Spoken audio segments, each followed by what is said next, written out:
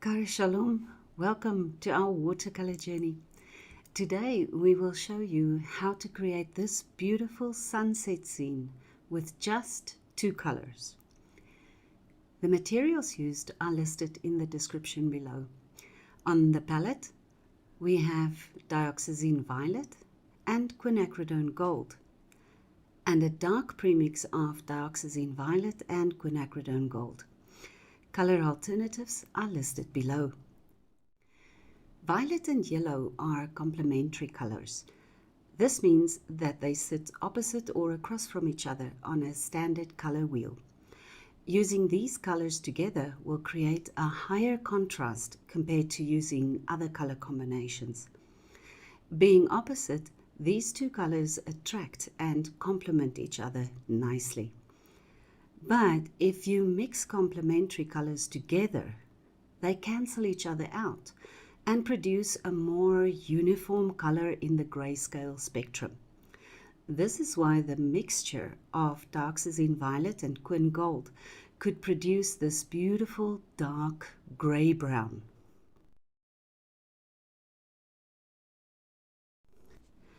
The Fabriano paper is on a block. The block is placed on an old lever arch file to give it an angle of about 45 degrees. At this slant, the paint will flow gently downwards and blend easily on the paper. Use a large flat brush like a hake or a mop to wet the paper thoroughly from the top to about 2/3 down to create a wet surface up to the horizon line.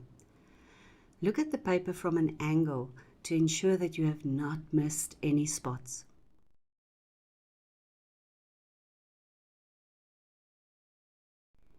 Use a large brush and the brownish mix to paint the sky.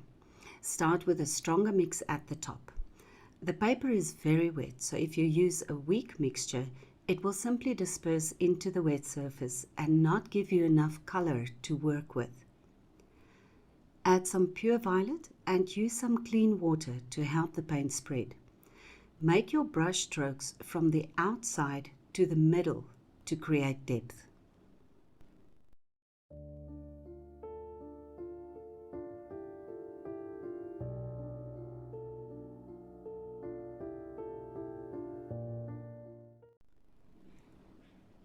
Clean the brush and then add long strokes of pure Quin Gold.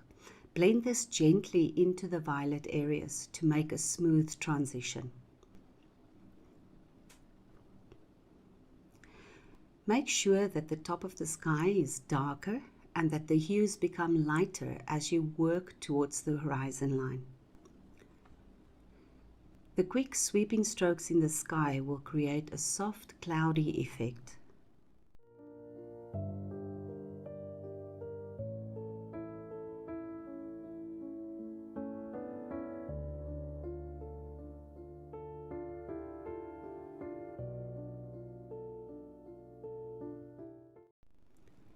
Try to keep the horizon line fairly straight. Add darker pigment to the top if needed and allow it to blend naturally.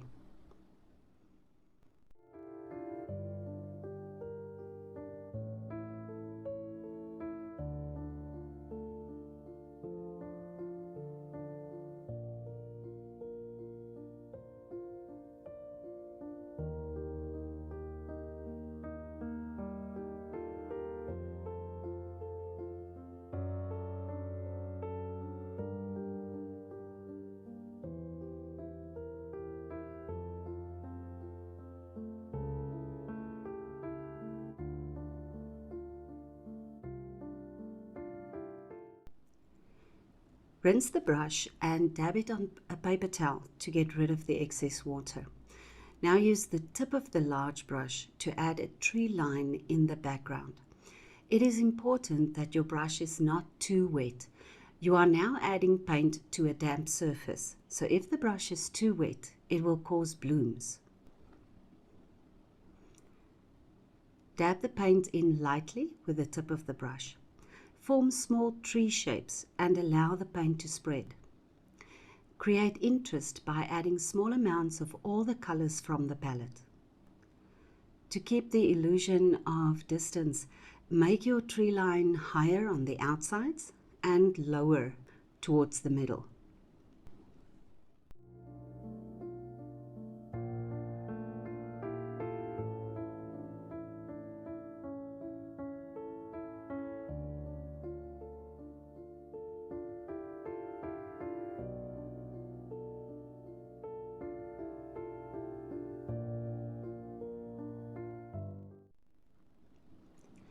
Allow the painting to dry.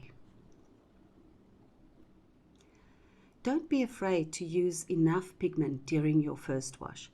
As you can see, the paint dries back to a much more muted hue than when it was wet. Use a large brush again, and now you can wet the foreground. Here you want to mimic the sky onto the terrain in front. So you will start on the horizon line with a Quin Gold and then work towards the front with the violet, making the same kind of brush strokes that you had in the sky.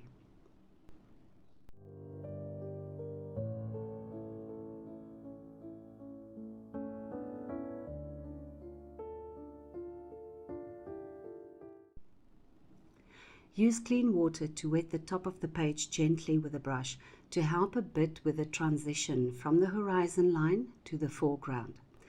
It is best to wet the entire area to avoid creating a hard waterline in the sky. Intensify the sky a bit more if you want to by adding another layer of paint onto the wet surface.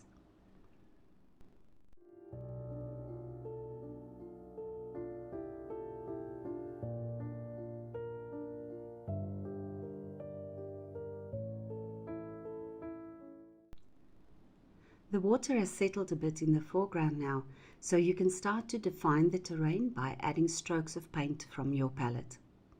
Use all three the colors to bring variation into the terrain.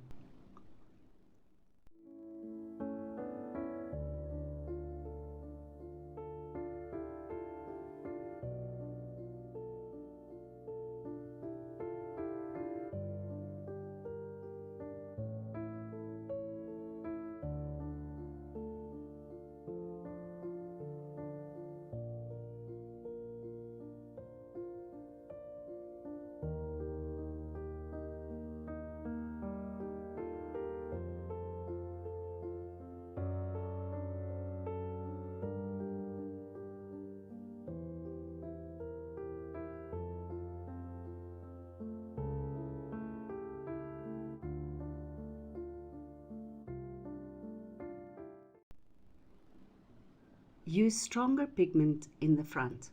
You are going to add salt soon, so make sure that you have enough pigment and moisture for the salt to work.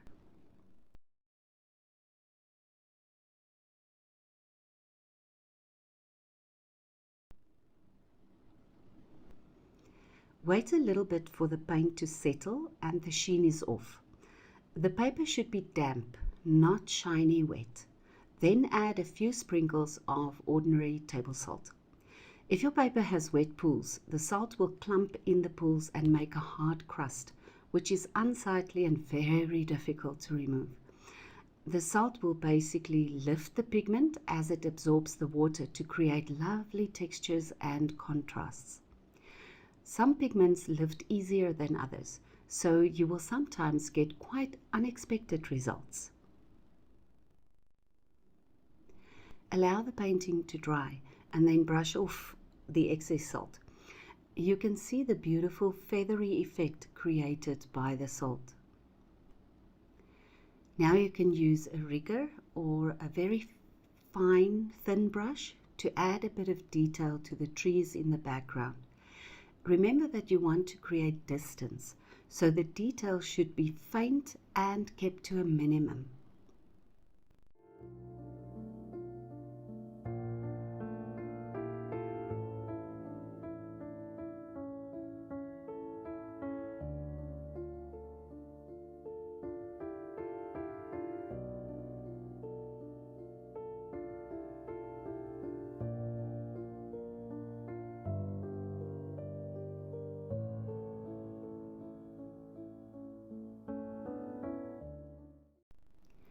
You can define the terrain a bit more with a few strokes down the paper.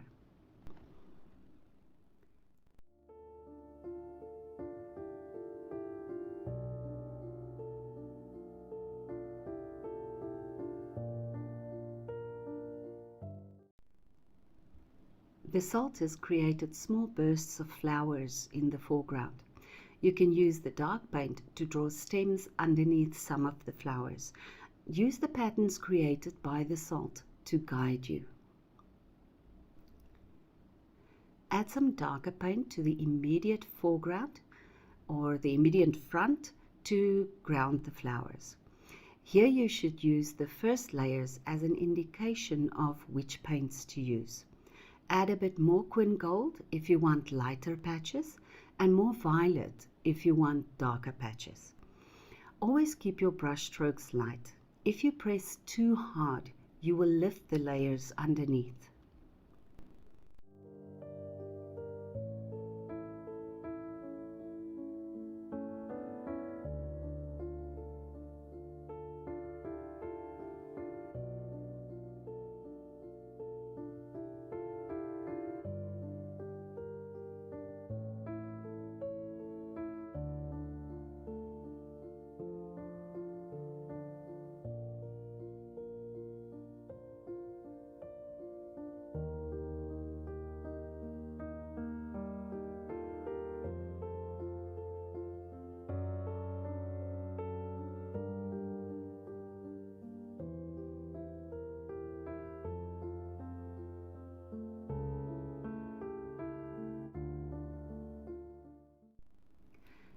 Your painting needs a focal point. You also need to make sure that your composition is balanced. In this case, the tree line on the left seems a little more prominent than the one on the right. So to even things out, the tree is placed on the right side of the painting. Use the dark mix and the rigger or thin brush to paint the tree. You can start with the trunk and press a bit harder at the base, then lift the brush as you move upwards to thin it out into the branches. If you are skilled with a rigger, you can draw the branches from the outside in, but it is easier to work from the trunk outwards. Press harder where you start the branch from the trunk, and then lift the brush as you move towards the tip of the branch. Use the tip of the brush to lightly add some twigs. Make some of the branches darker and others lighter to give your tree dimension.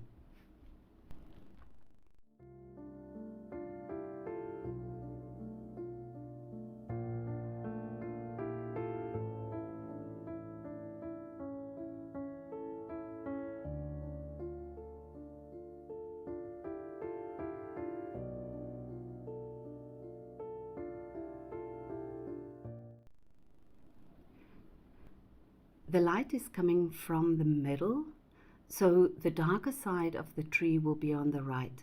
Add a bit of darker paint to give the tree a shadow side. Add a few strokes of paint to the base of the tree to ground it. The dark branches will stand out nicely against the lighter golden background, giving your painting some depth.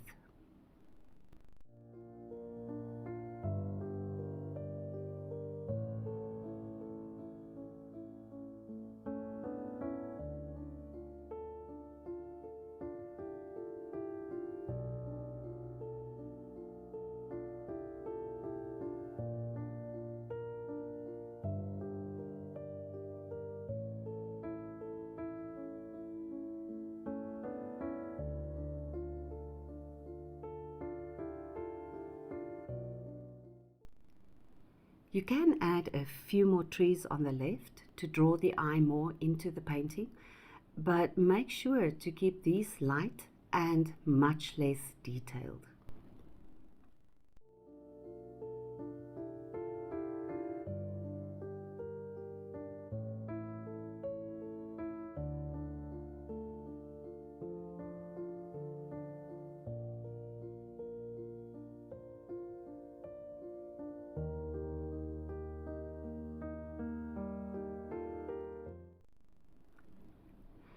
Use darker paint to make some shadows along the contours of your first layer. This will define the terrain a bit more and make it look more natural. You can use the belly of the brush to make a few upward strokes and then blend it out with your finger to make some grass patches or small bushes.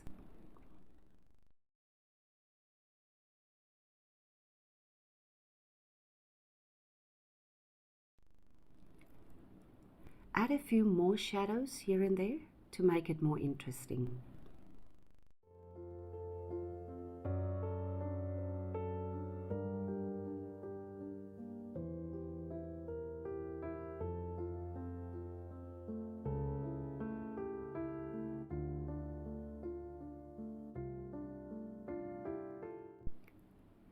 Sometimes it can be challenging to work with a limited palette, but it is a good way to practice how to play light against dark to create dimension in your work. Thank you so much for joining us today. We hope to see you soon. Vaya con Dios.